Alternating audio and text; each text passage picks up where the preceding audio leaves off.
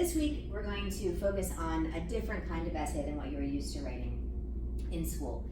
In school, we are trained to write a 5-paragraph essay. We're trained to use our 50-cent words. We're trained to write for a particular academic audience. And it would make sense that when you're writing the college entrance essay that you should do the same thing, except that that's what everybody is going to be doing, and you want to set yourselves apart from everybody else. It's incredibly competitive, as you know.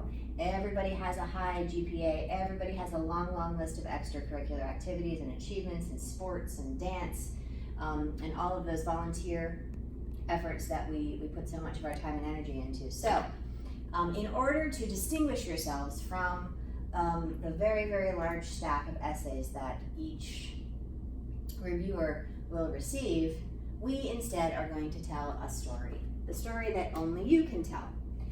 And so the way that these classes will work is that the first couple of sessions we will generate a lot of material. Some of the prompts that I ask you to respond to may seem strange. They may not seem immediately connected to the theme of what you have already in your mind to write about. You just have to trust me and trust the process.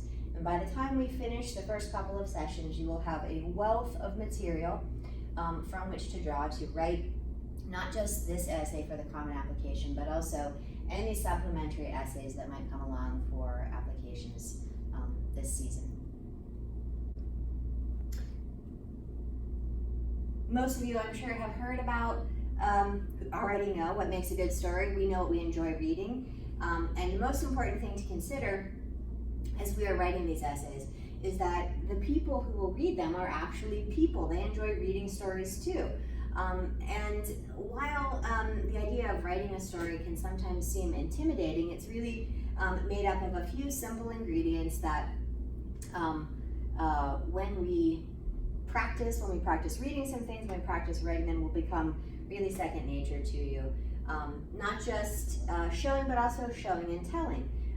The difference between concrete nouns and abstract nouns, the difference between action verbs and state of being verbs.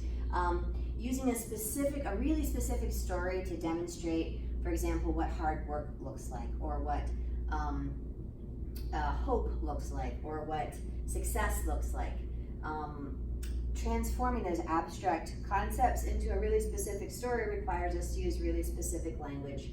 And at some point, of course, in the essay, we will want to make sure that your reader understands that this very specific moment in time that you're writing about, this particular story that you are writing about, means something larger than itself. That'll be our turning point moment. And of course, since we all move through the world with our senses, we see, we hear, we feel, we smell, it's the same thing we want to do when we tell our stories in order for your readers to connect, to feel, and to understand who you are as people.